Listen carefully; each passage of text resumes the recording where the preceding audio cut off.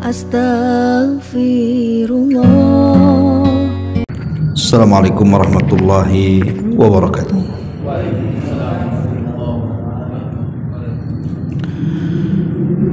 Alhamdulillah wassalatu wassalamu ala Rasulillah wa ala alihi wa sahbihi wa mawalah wa la hawla wa la quwwata illa billahi wa ba'd. Alhamdulillah, segala puja dan puji hanya milik Allah subhanahu wa ta'ala. Salawat dan juga salam kita hadiahkan kepada Rasul kita Nabi besar Muhammad sallallahu alaihi wa ala alihi wasallam.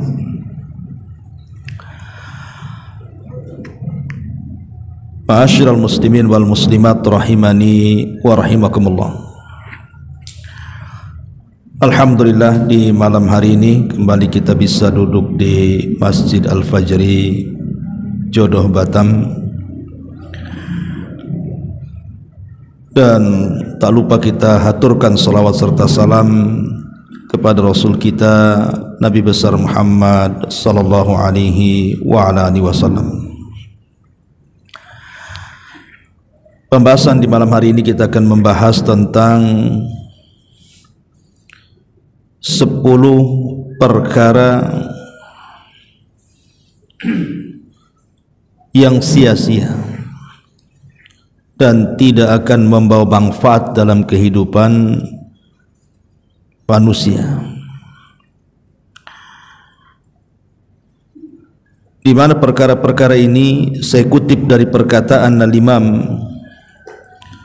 Ibnul Qayyim rahimahullahu ta'ala dalam kitabnya Ad-Da'u wad-Dawa,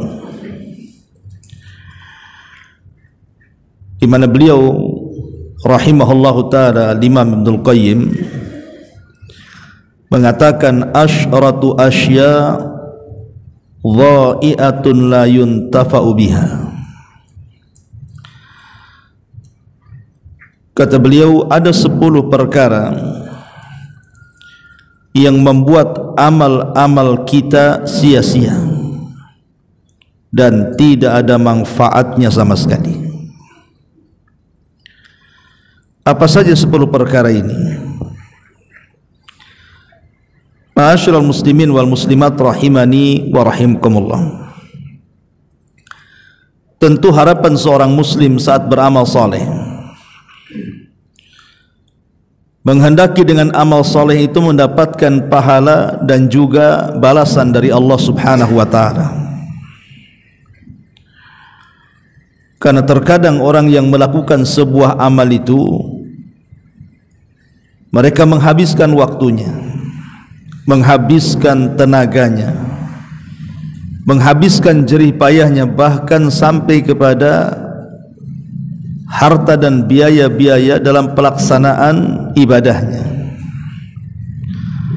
Tentunya kalau seandainya semua jerih payah kita ini tidak bernilai apa-apa di hadapan Allah alias sia-sia, maka ini sangat merugi dalam kehidupan kita. Makanya perhatikan 10 perkara yang disebutkan oleh Imam Ibnul Qayyim rahimahullahu ta'ala di sini. Yang pertama kata beliau, ilmun la yu'malu bihi, ilmu yang tidak diamalkan. Kemudian yang kedua, wa amalun la ikhlasa fihi wa la iktida, amalan yang tidak ikhlas dan tidak ada keteladanan. Yang ketiga, wa malun la yunfaq minhu fala yastamti' bihi jami'atun fid dunya wa la yuqaddimuhu amamahu ilal akhirah. Harta yang tidak diinfakkan tidak memberi kebahagiaan di dunia dan tidak mempersembahkannya juga untuk kebaikan akhiratnya. Kemudian yang keempat, wa qalbun farighun min mahabbatillahi azza wa jal wasyauqu ilaihi wal unsu bihi hati yang kosong dari kecintaan kepada Allah Subhanahu wa taala, kerinduan kepada Allah Subhanahu wa taala, dan berusaha dekat dengan Allah Subhanahu wa taala. Kemudian yang kelima, wa badanun mu'attalun min ta'atihi wa khidmatihi. Badan yang menganggur, tidak digunakan untuk ketaatan kepada Allah Subhanahu wa taala. Kemudian yang keenam, wa mahabbatun la tataqayyad biridha'il mahbub wa imtithalu awamiri. Cinta yang tidak terikat dengan ridha kekasihnya dan tidak pula menunaikan perintah-perintahnya. Kemudian yang nomor 7, wa waqtun mu'attalun an istidrakin faritin au ightinami birrin wa qurbatin. Atau yang nomor 7, waktu yang tidak digunakan meraih kesempatan berbuat baik dan berusaha mendekatkan diri kepada Allah Subhanahu wa taala. Kemudian yang nomor 8, wa fikrun yajulu fi ma la yanfa'. Pikiran-pikiran yang berkelana pada hal-hal yang sama sekali tidak bermanfaat bagi hidupnya. Kemudian yang nomor 9, wa khidmatun mala taqrubuka khidmatuhu ilallah wa la ta'udu 'alaika bi salahi dunyah. Melayani orang yang pelayanannya itu tidak mendekatkan dirimu kepada Allah dan tidak berdampak pada kebaikan duniamu. Dan yang terakhir, wa khaufuka wa raja'uka liman nasiyatuhu biyadillah wa huwa aisar fi qabdatihi wa la yamliku li nafsihi hadaran wala naf'an wala mautan wala hayatan wala nusura.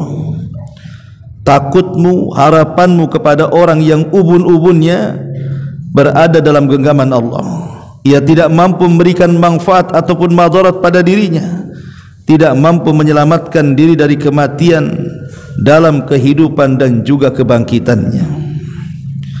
Kemudian beliau menutup kata-katanya, wa a'dhamu hadhil idha'atan. Kesia-siaan terbesar pada dua hal. Huma aslu kulli idha'ah. Keduanya pangkal segala kesia-siaan. Idha'atul qalbi wa idha'atul waqti. Menyia-nyiakan hatinya dan menyia-nyiakan waktunya. Kemudian kata beliau, fa idha'atul qalbi min itharid dunya alal akhirah wa idha'atul waqti min tulil amali. Di mana kalbu yang sia-sia karena mengutarakan kehidupan dunia atau mengutamakan kehidupan dunia dibandingkan kehidupan akhirat.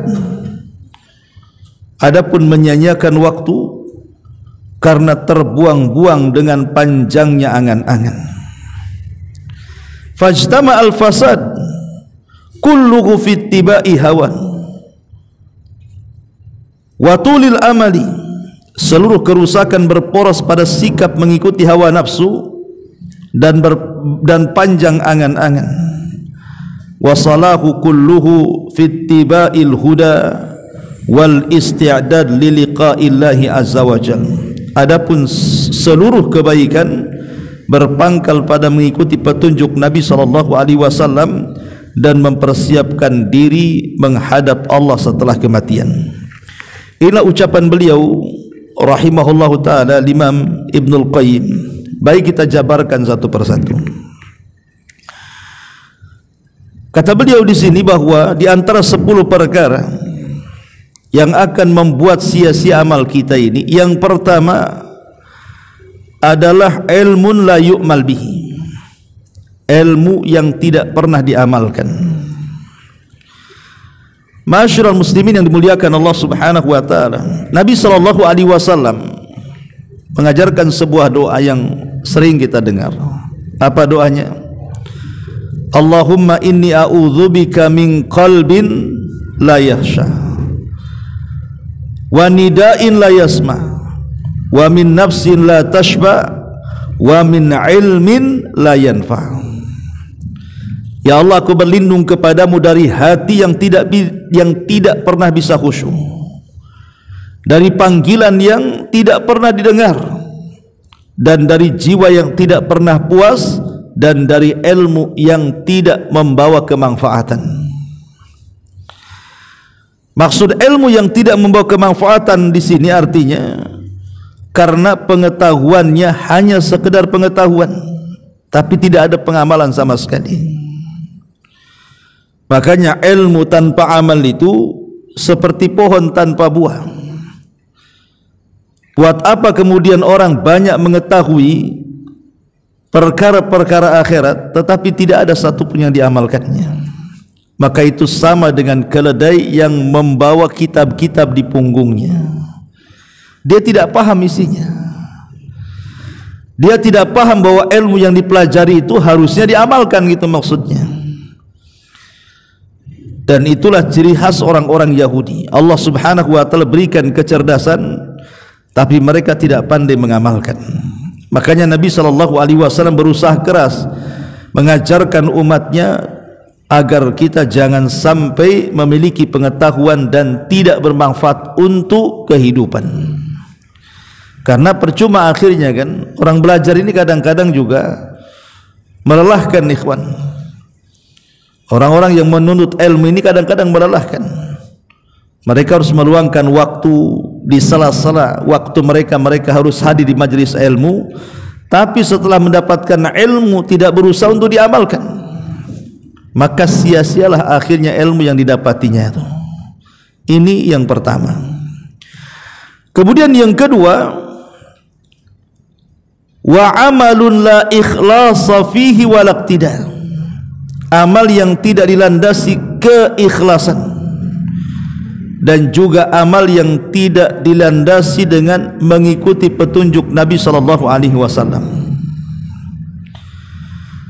Lihat sebuah hadis ketika Nabi sallallahu alaihi wasallam bercerita tentang manusia yang pertama kali disentuh api neraka. Mereka orang-orang yang pertama kali disentuh api neraka itu bukan para penjahat, bukan para pembunuh, bukan orang-orang zalim, tidak. Mereka adalah orang-orang spesial yang zahirnya melakukan amal-amal besar, tapi amal-amal itu justru memasukkan mereka ke dalam neraka. Kenapa? Karena tidak ada keikhlasan di dalamnya. Kata Nabi SAW, inna awwalan nas yuqda yawmal qiyamati alaihi rajulun ustushhida. Sesungguhnya manusia pertama kali dihisab, dihadapkan di pengadilan Allah pada hari kiamat adalah seorang laki-laki yang mati syahid. Orang mati syahid ini enggak sembarang, ikhwan. Karena peperangan itu kan sesuatu yang manusia membenci untuk melakukannya. Allah mengatakan kutiba alaikumul qital wa huwa kurhul lakum, diwajibkan atas kalian berperang, padahal itu sesuatu yang kita benci. Karena tidak semua orang ingin mati masalahnya, dan tidak semua orang punya keberanian untuk mati. Dan itu kita bisa saksikan. Jangan lagi orang yang biasa perang, ya, kita yang tidak biasa perang mendengar mercon saja sudah ketakutan dong. Apalagi betul-betul kemudian dihadapkan dengan peperangan yang sesungguhnya, apalagi seperti di zaman dulu berhadap-hadapan pedang dengan pedang kan, nampak keberaniannya. Jadi ada orang yang mati ustushhida, dia mati syahid. Fa utiya bihi fa arrafahu ni'amahu fa arrafaha, maka dia dihadapkan di hadapan Allah, kemudian digambarkan di hadapan dia tentang amalan dia di dunia, dan dia menyaksikannya. Kemudian Allah Subhanahu wa taala berfirman, "Fama amilta fiha ya fulan?" Apa yang kau lakukan di situ wahai fulan? Qala, dia mengatakan, "Qataltu fika hatta ustushhidtu ya Rabb." Aku berperang karenamu sampai aku mati syahid karenamu juga. Maka Allah Subhanahu wa taala mengatakan, kadzabta ya fulan, engkau dusta wahai fulan, walakinnaka qatalta li an yuqala jari faqad qil. Kata Allah Subhanahu wa taala, engkau berperang itu bukan untuk dikatakan lillah, tetapi engkau berperang untuk manusia mengatakan kau seorang pahlawan, kau seorang mujahid, dan itu dikenal akhlakmu seperti itu. Akhirnya kemudian thumma umira bihi fasuhiba ala wajhihi thumma ulqiya finnar. Maka Allah pun kemudian mengatakan kepada para malaikat, seret orang ini, masukkan dia ke dalam neraka. Lihat, jadi orang ini mati kemudian dimasukkan ke dalam neraka bukan karena kezaliman. Ingat, bukan karena mencuri, bukan karena membunuh, bukan karena berdusta, ghibah, namimah atau apalah nama dosanya. Orang ini masuk neraka karena mati syahid, mati dalam peperangan melawan musuh. Kenapa orang mati syahid kemudian dimasukkan ke dalam neraka? Bukan syahidnya, tetapi niat dia berperang, itulah masalahnya. Dia niat tidak karena Allah, itu masalahnya, tapi supaya manusia mengatakan dia pahlawan itu. Makanya Allah Subhanahu wa taala tidak terima, sia-sialah jihadnya.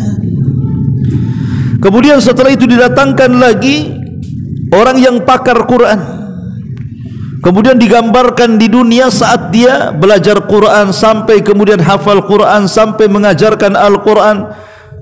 Kemudian Allah katakan, siapa itu di sana? Kata si fulan, ana wahai Rasul, saya itu wahai Rasul. Maka Allah mengatakan, apa yang kau lakukan di situ? Maka dia mengatakan, qara'tu fikal Quran, aku membaca untukmu Al-Quran ya Rabb. Maka Allah mengatakan, kadzabta, dusta kamu. Engkau membaca Quran itu supaya manusia mengatakan engkau ini qari. Akhirnya orang yang kedua pun dimasukkan ke dalam neraka. Kemudian yang ketiga, orang yang ahli sedekah, dikenal kedermawanannya. Tempat-tempat mana-mana yang dihajatkan sedekah, dia sedekahkan hartanya di situ. Orang ini dipanggil di hadapan Allah, kemudian ditampakkan amalan di dunia saat dia bersedekah. Dia sedang menyumbang masjid, panti asuhan, orang-orang yang membutuhkan dari kalangan fuqara wal masakin, anak-anak yatim, macam-macamlah disedekah. Kemudian Allah mengatakan, betul itu kamu? Dia mengatakan, ya. Fama amilta fi, apa yang kau lakukan di sana? Maka dia mengatakan, tasaddaqtu fik, aku bersedekah karenamu ya Rabb. Maka Allah mengatakan, kadzabta, dusta kamu. Engkau bersedekah itu hanya ingin dikatakan kau ini dermawan saja. Akhirnya tiga orang ini diseret ke neraka dan dimasukkan ke neraka. Dialah orang yang pertama kali disentuh api neraka, kata Rasul. Lihat bagaimana amalan syahidnya sia-sia, bagaimana amalan Al-Qur'annya sia-sia, amalan sedekahnya sia-sia. Kenapa masalahnya? Karena tidak didasari dengan keikhlasan. Itu masalahnya. Begitu juga orang yang berusaha untuk ikhlas tetapi tidak mencontoh Nabi SAW pun sama juga. Apa bedanya? Nabi SAW mengatakan, man amila amalan laisa alaihi amruna fahuwa rad. Barang siapa yang melakukan sebuah amalan dan tidak dicontohkan, maka amalan itu tertolak. Di zaman Abdullah bin Mas'ud radhiyallahu anhu, jadi datang seorang sahabat namanya Abu Musa al-Ash'ari radhiyallahu anhu ke rumah Abdullah ibn Mas'ud, memberitahu bahwa di Masjid Quba itu ada beberapa orang, bukan sahabat, beberapa orang, mereka bukan sahabat, mungkin di bawahnya sahabat, sedang melakukan halakoh zikir tertentu di situ, dan Nabi SAW sudah meninggal. Jadi Abi Musa al-Ash'ari melaporkan kepada Abdullah bin Mas'ud supaya melihat orang-orang yang di Masjid Quba yang sedang melakukan halakoh zikir itu. Akhirnya kemudian Abdullah bin Mas'ud pun mengikuti Abu Musa al-Ash'ari ke Masjid Quba. Rupanya betul di Masjid Quba ini banyak jemaah Ada yang halaqah di sini, halaqah di sana, halaqah di sini, kemudian zikir sekian kali, zikir sekian kali. Maka Abdullah bin Mas'ud langsung menegur mereka dan mengatakan, sebaiknya kalian menghitung dengan kerikil-kerikil yang di tangan kalian itu. Kesalahan-kesalahan kalian, ku jamin kebaikan kalian tidak akan hilang.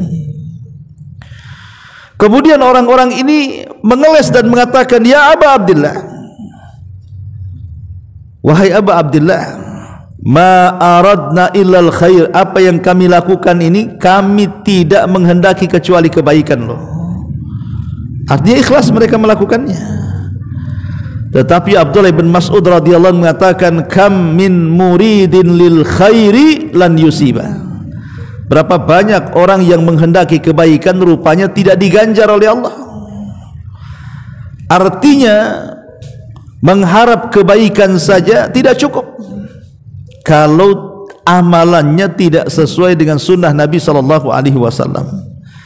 Makanya di ujung hadis, di ujung riwayat ini Abdullah bin Mas'ud mengatakan, bagaimana kalian ini, Rasul saja baru meninggal, lihat pakaiannya belum usang, bejananya belum ada yang pecah.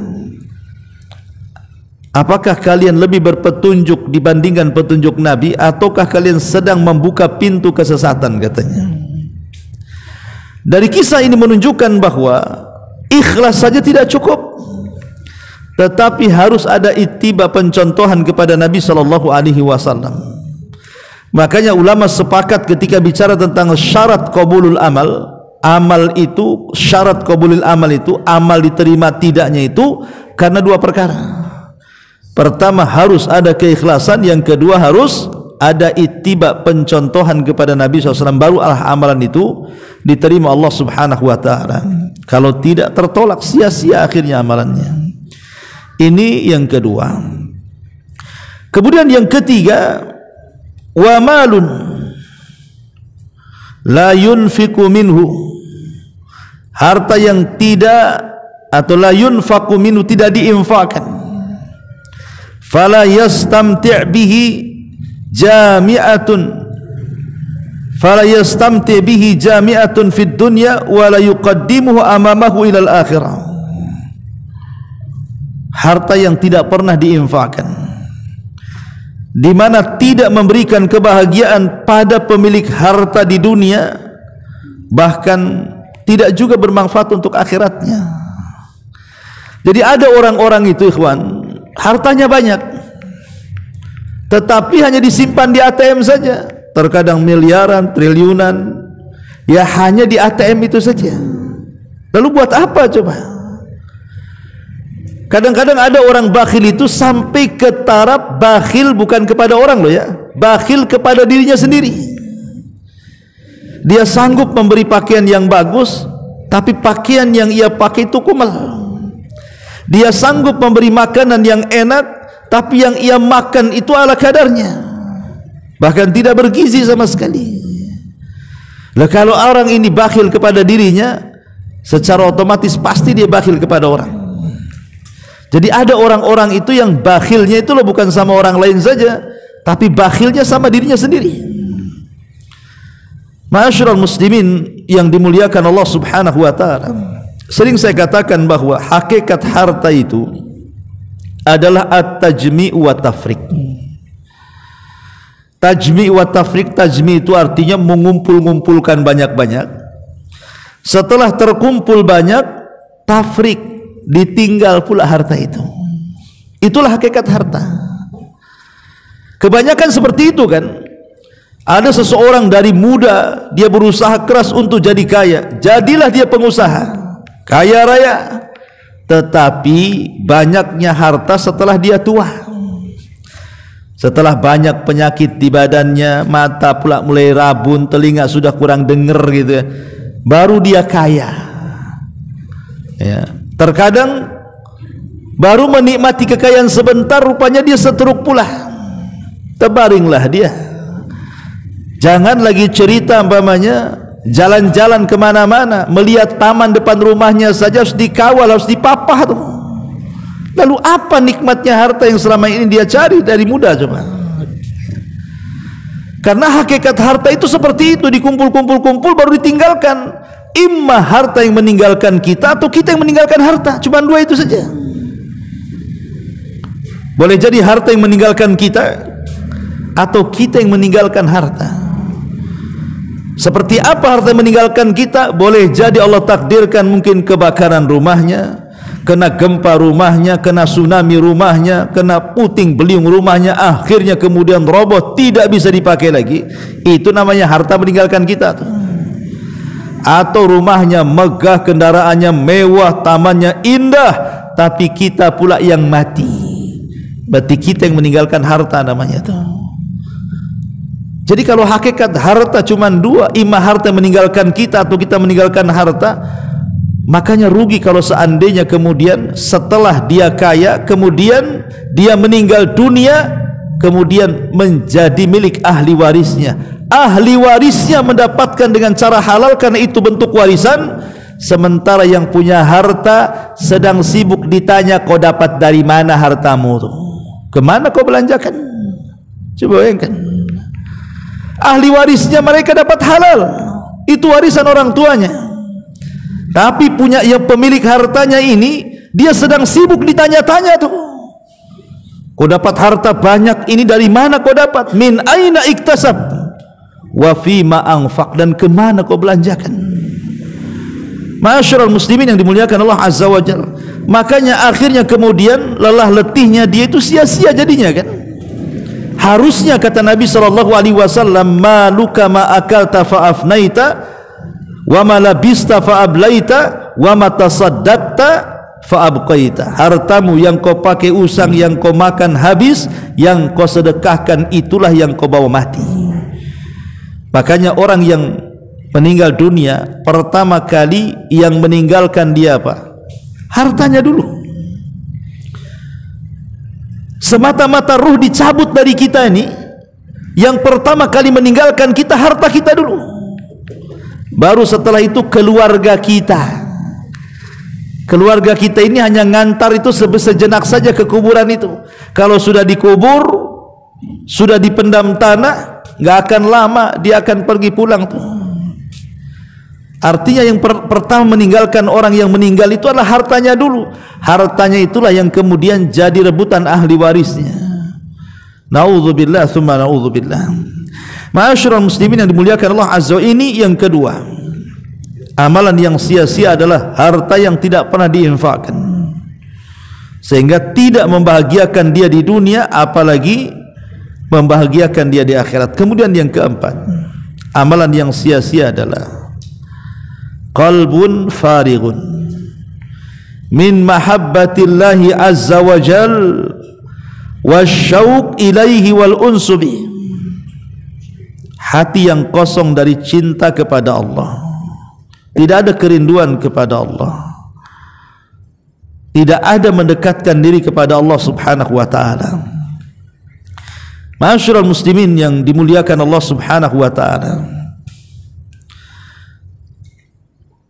ada sebagian manusia yang dalam kehidupan dunia ini cara berfikirnya hanya dunia dan dunia saja. Hatinya hampa dan kosong karena tidak pernah dekat dengan Allah subhanahu wa ta'ala. Sehingga ketika kemudian dia ingin mencari kebahagiaan, terkadang karena tidak tahu jalannya, akhirnya dia berfikir yang tidak-tidak kan. Dia berfikir bahwa kalau banyak uangnya pasti bahagia. Setelah banyak uangnya tak bahagia juga. Banyak orang yang bunuh diri gara-gara kekayaannya. Akhirnya berfikir bahwa bahagia itu kalau bisa berjalan ke sana kemari, ke tempat-tempat indah dan rekreasi. Dia pun berjalan ke sana kemari, tidak juga kunjung mendapatkan kebahagiaan. Katanya kebahagiaan itu ada di pangkat jabatan kepemimpinan, dia kejar itu semuanya. Sudah dapat, tak ada pun kebahagiaan di situ. Lalu kebahagiaan itu ada di mana? Maka para ulama mengatakan as-sa'adatu fi qalbi, bahwa kebahagiaan itu ada dalam hati sebenarnya. Dan itu hanya ada pada kecintaan kita kepada Allah subhanahu wa ta'ala. Semakin dekat dengan Allah, maka semakin dekatlah kebahagiaan itu kepada kita. Makanya Syekh Muhammad Ibn Abdul Wahhab di muqaddimah kitabnya Qawaidul Arba' itu, apa kata beliau? Beliau mengatakan bahwa di antara alamat-alamat kebahagiaan adalah apabila manusia ditimpa musibah dia bisa bersabar. Apabila manusia diberikan nikmat dia bersyukur.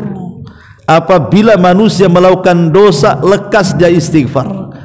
Kemudian kata Syekh, tiga perkara ini adalah unwanus sa'adah. Itulah kunci kebahagiaan manusia. Pertama, apabila ditimpa musibah dia bersabar. Dia yakin ini datang dari Allah Subhanahu wa taala, hatinya terpaut dengan Allah. Enggak mungkin Allah itu memberikan musibah kecuali dengan sesuatu yang sanggup kita hadapi. Yang kedua, dan tidak mungkin juga Allah memberikan musibah kecuali kalau kita beriman, itu tanda sayangnya Allah sedang menguji kita, sehingga dia bersabar. Ya. Kalau diberikan nikmat dia bersyukur.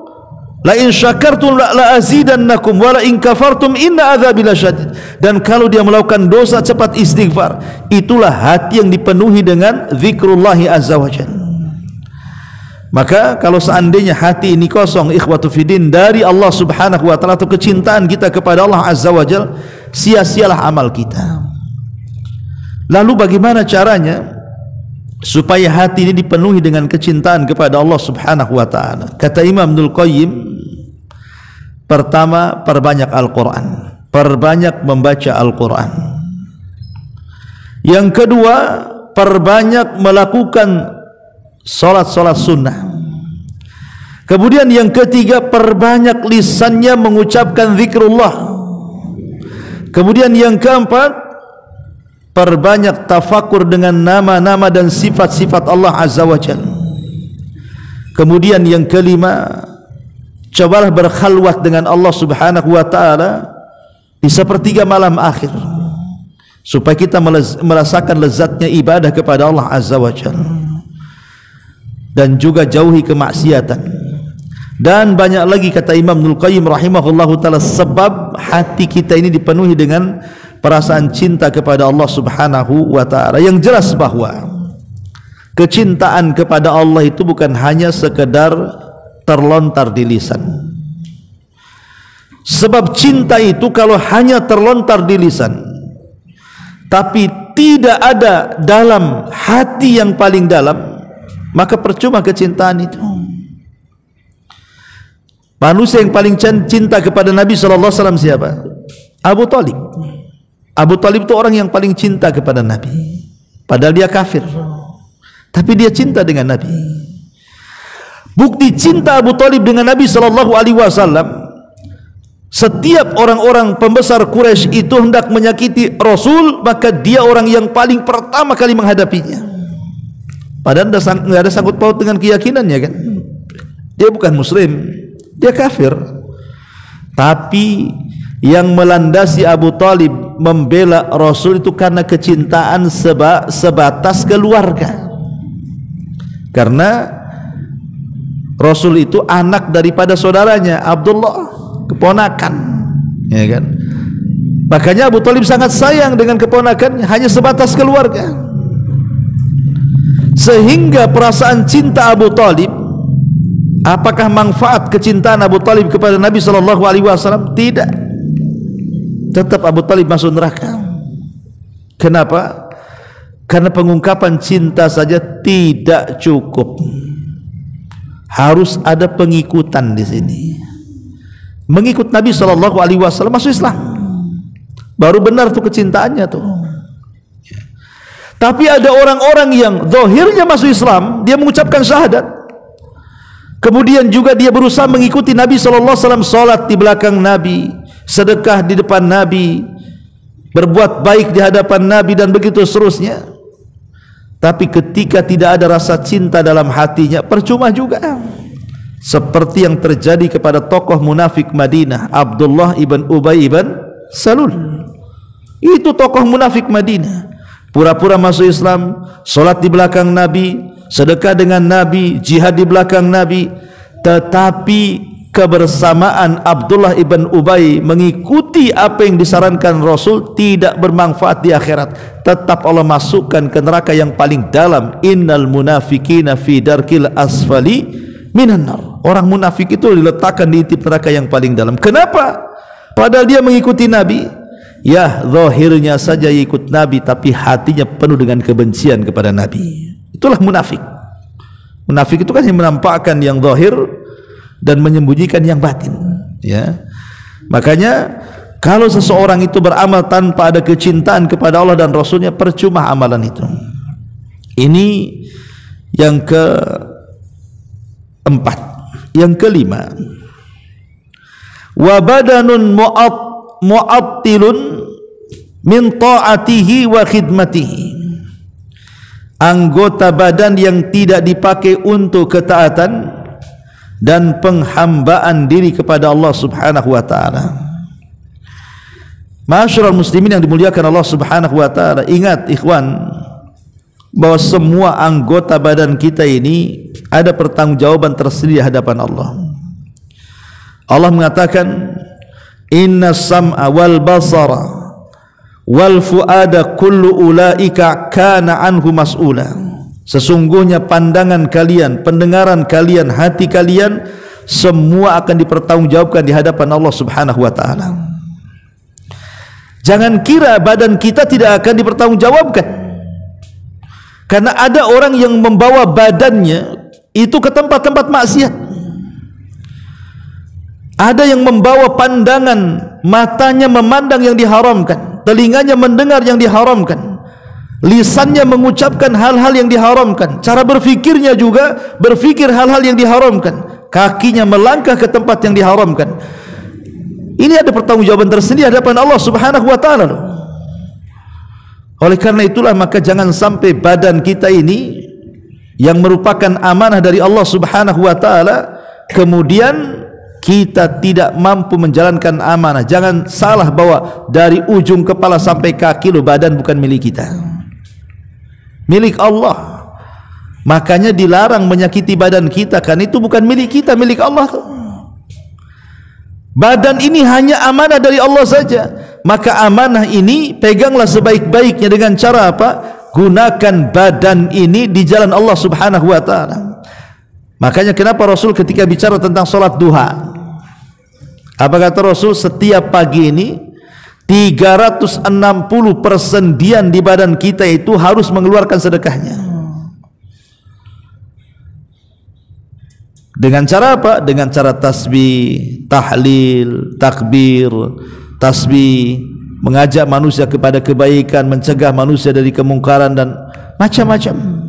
Tapi kata Nabi SAW, mencukupkan dengan itu cukup dengan 2 rakaat duha, kata Rasul.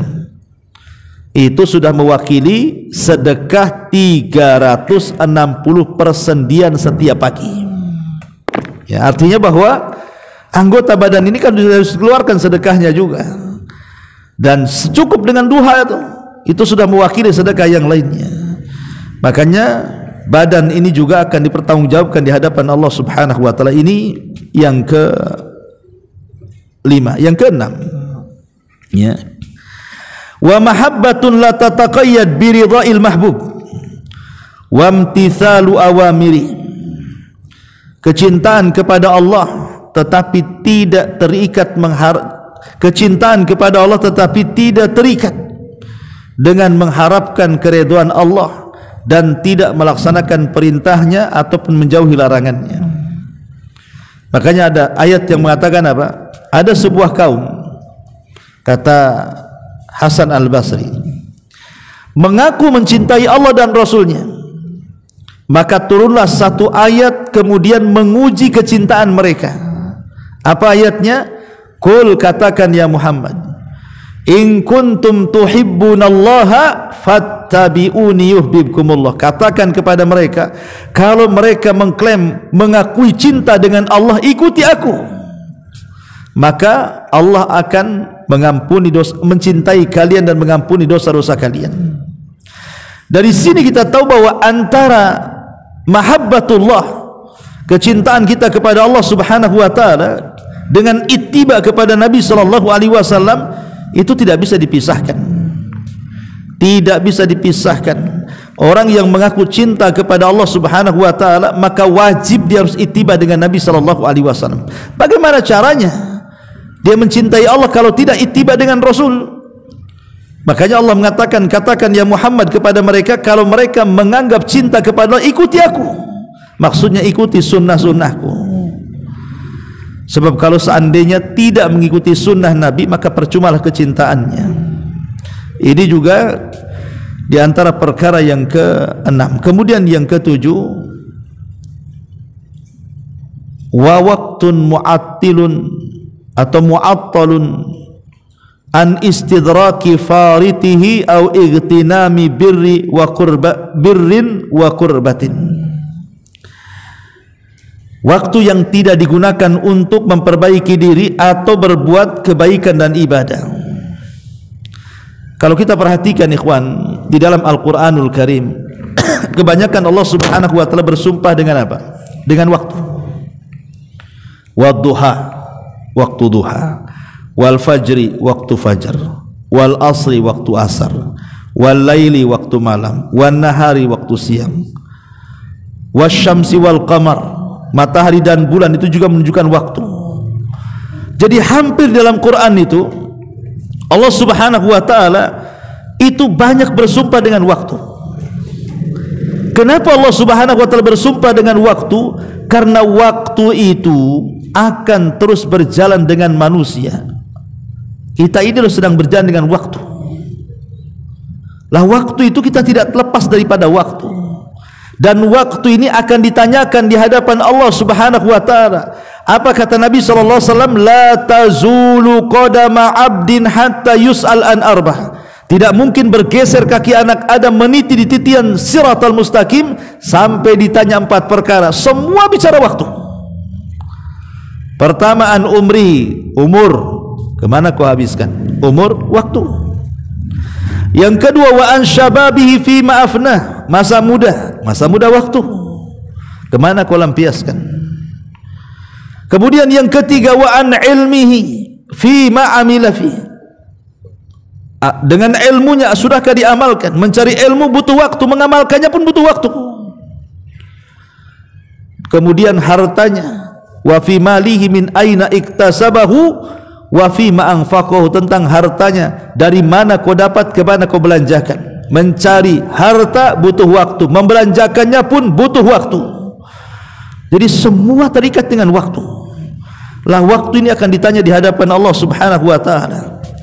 Makanya kata para ulama, jauhi beberapa perkara, kalau tidak sia-sialah waktu kita.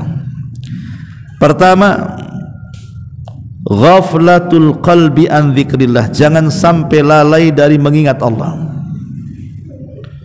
Ketika kita ini pulang dari sini pengajian, kan kita bisa bertasbih, bertakbir, bertahmid, daripada kemudian kita diam saja di atas motor, di atas kendaraan, sampai di rumah nggak dapat apa-apa, kan begitu. Tapi kalau sepanjang jalan ini kita ucapkan tasbih, takbir, tahmid, maka di jalan itulah kita dapat pahala. Yang kedua, al-instighalu bin nas, sibuk ngurus orang. Ada orang sibuk ngurus manusia, kan, dengan membicarakan manusia, memfitnah manusia, menyebarkan hoax manusia. Terkadang kita loh tidak ada kepentingan di situ, kok bela-bela orang itu. Terutama kalau sudah dekat-dekat kampanye tuh, hari-hari itu aja yang dibicarakan itu. Lah kalau dia kalah emang apa ruginya, kalau dia menang apa untungnya? Kadang-kadang tidak ada untung, tidak ada rugi sebenarnya, tapi kita habiskan untuk membicarakan orang. Coba, habis waktunya di situ, kan. Ini yang jelas-jelas ya, kadang-kadang di dalamnya itu ghibah juga tuh, dosa lagi itu di situ. Sudah membuang-buang waktu, berbuat dosa lagi di situ, naudzubillah. Dan gibahnya bukan gibah biasa, gibah nasional kadang-kadang. Ya, yang dibicarakan tuh pejabat-pejabat gitu ya. Kemudian juga yang menghabiskan waktu itu qurana usu, ya, kawan-kawan yang buruk, kawan-kawan yang jelek ini akhirnya habis waktu kita di situ. Itu maksiat. Kemudian juga yang menghabiskan waktu kathratun naum, banyak tidur. Nah, ini juga tidur tidak terasa kan, tahu-tahu tidur pagi bangun sore, habislah waktu itu. Apa manfaatnya coba? Ya.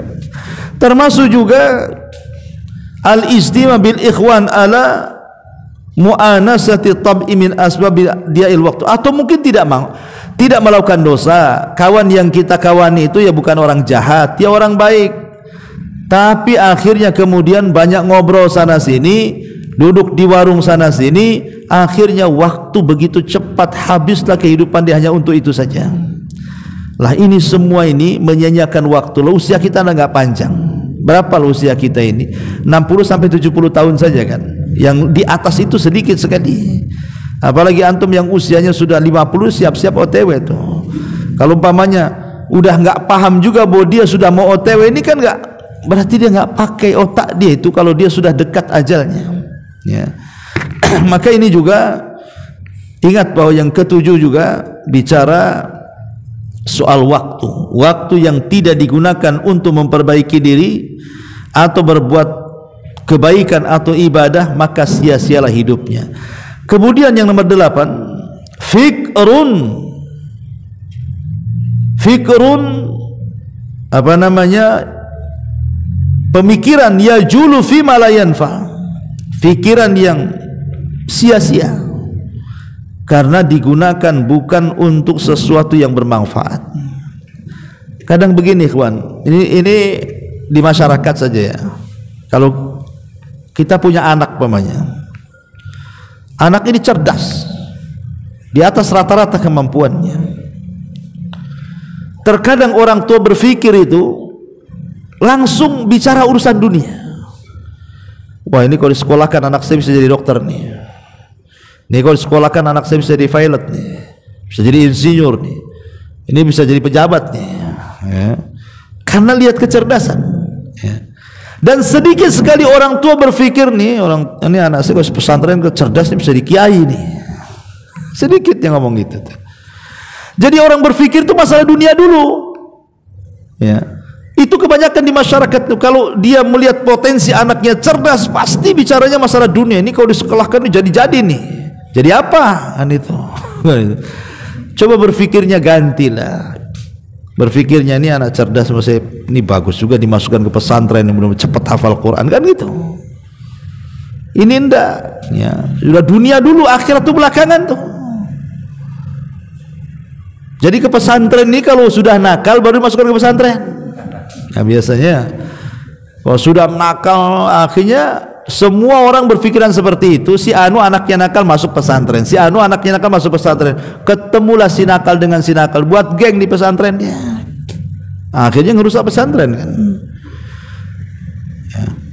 Ini kayaknya agak idiot anak yang bungsu ini, masukkan ke pesantren aja lah. Ini kadang-kadang coba yang bodoh-bodoh pula dimasukkan ke pesantren. Lah ini cara berpikir yang salah. Kata Imam Ibnul Qayyim rahimahullahu ta'ala, kasihan loh, anak ini punya potensi kecerdasan tapi diarahkan ke dunia, habis waktunya untuk situ jadi akhirnya kan. Habis dia waktunya untuk sekolah, menghabiskan dunia sampai dia dewasa. Lalu manfaat kehidupan akhiratnya apa untuk orang tuanya dan untuk dia sendiri kan? Ya, makanya di sini harus paham bahwa di antara hal yang menyia-nyiakan amal itu adalah pikiran yang digunakan pada sesuatu tidak ada manfaatnya. Ma'asyiral muslimin wal muslimat rahimani wa rahimakumullah. Kemudian yang nomor 9 di sini, khidmatu man la yaqrabuka khidmatuhu ila Allah wa la ta'udu 'alaika bi salahi dunyak.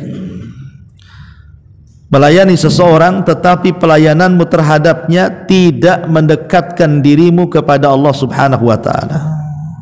Begini maksudnya.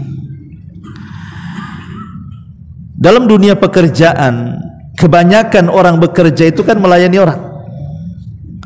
Coba lihat orang-orang yang kerja di PT itu, berapa ribu kan, sedang melayani siapa? Sedang melayani yang pemilik perusahaan, ownernya. Buruh bahasa kitanya kan, ya.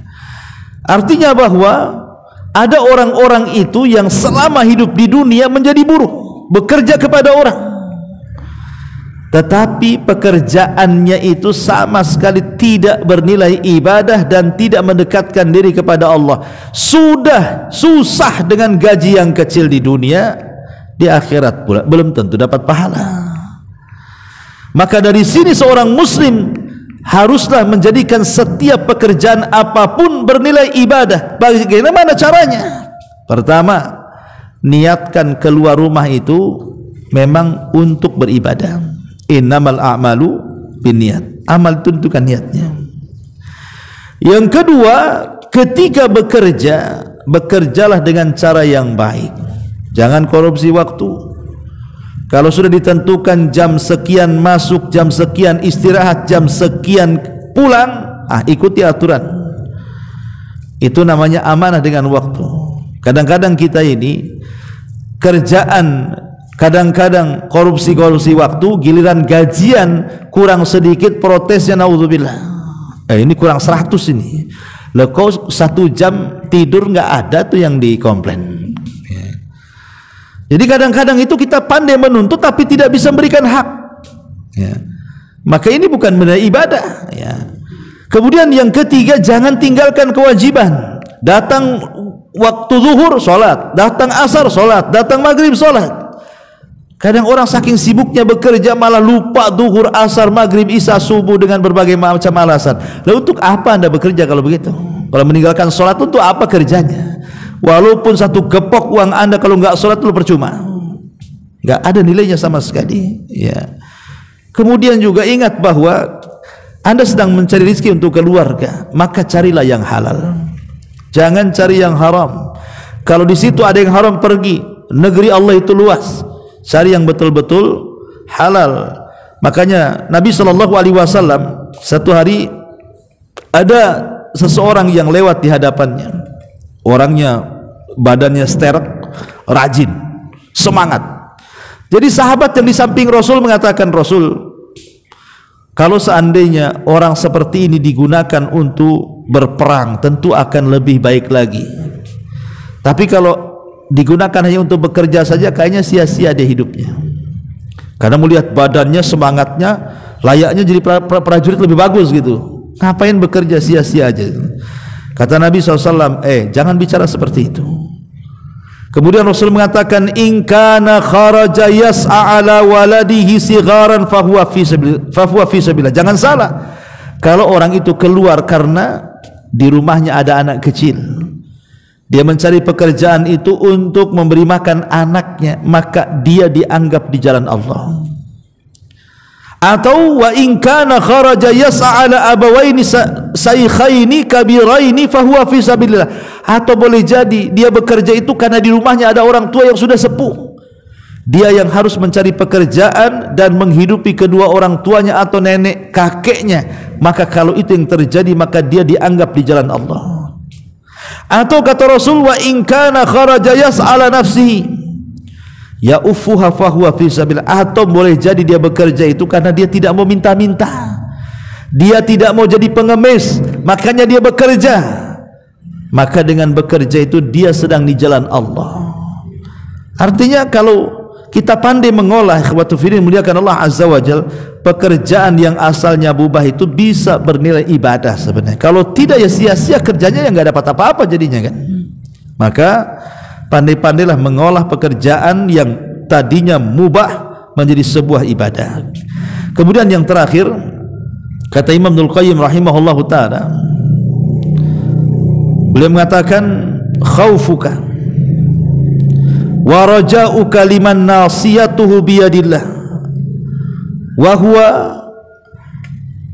asbaru fi qabdatihi wa la yamliku li nafsihi hadaran wala naf'an wala mautan wala hayatan wala nusyura.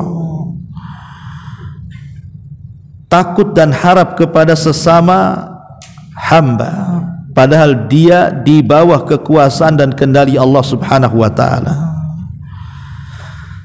Maksudnya begini, dalam kehidupan dunia ini ikhwan, terkadang ada orang-orang yang kurang tawakal dengan Allah Subhanahu wa taala sehingga hidupnya itu dibayang-bayangi dengan ketakutan kan. Takut besok makan apa, takut besok kerja apa, takut besok anaknya jadi apa, macam mana hidup saya setelah ini, macam mana keluarga saya setelah itu. Ada orang yang dibayang-bayangi dengan ketakutan. Baru muncul nama kita saja di PT, di list ada nama kita, orang-orang yang di PHK, itu setengah mati kita merenung tuh, nggak bisa tidur. Kenapa nama saya ada di situ katanya? Ya, udah kayak kiamat tuh. Jadi ada orang itu yang dibayang-bayangi ketakutan dengan selain Allah Azza. Ini kan urusan dunia, ikhwan. Kenapa mesti takut dengan dunia? Ikhwan, Allah itu ketika membagi-bagikan rizkinya kepada hamba-hambanya, maka rizki kita sudah ditetapkan di Lauhil Mahfuz dan tidak mungkin berubah. Ya. Kemudian yang kedua, rizki itu di tangan Allah, bukan di tangan PT, ya, bukan di tangan bos, bukan di tangan pemilik perusahaan. Rizki itu di tangan Allah, dan Allah mampu memberikan rizkinya sesuai dengan kehendaknya. Manusia bisa menahan, tapi Allah tidak.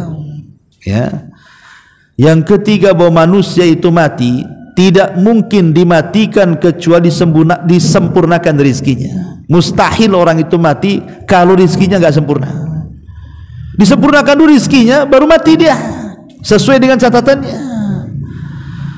Kemudian juga yang keempat, Allah itu ketika membagi-bagi rizkinya, maka tidak mungkin salah alamat, tidak mungkin malaikat yang hantar rizki ke kita tiba-tiba mampir di rumah tetangga. Mustahil. Ya, nggak mungkin malaikat itu salah sasaran. Ya, karena alamat kita palsu umpamanya kan. Malaikat itu tidak mungkin salah sasaran. Ya. Yang jelas bahwa ketika kita bicara soal rizki itu, kita harus yakin bahwa di tangan Allah lah rizki kita, dan kita harus yakin bahwa Allah tidak mungkin memberikan rizkinya, ataupun tidak mungkin mampu dicegah ketika Allah memberikan rizkinya. Karena rizki Allah itu kan, ikhwan, sering saya katakan, ada yang sifatnya dicari, ada yang sifatnya datang sendiri. Itu masalahnya.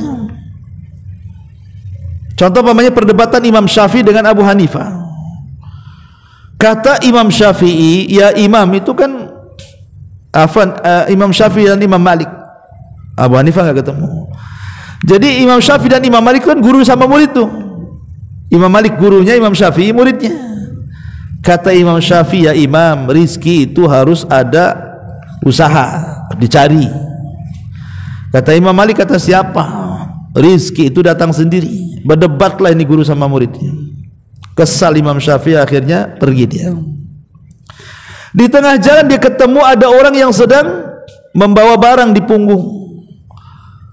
Kata Imam Syafi'i, bisa saya bantu? Oh silahkan. Akhirnya dibantu.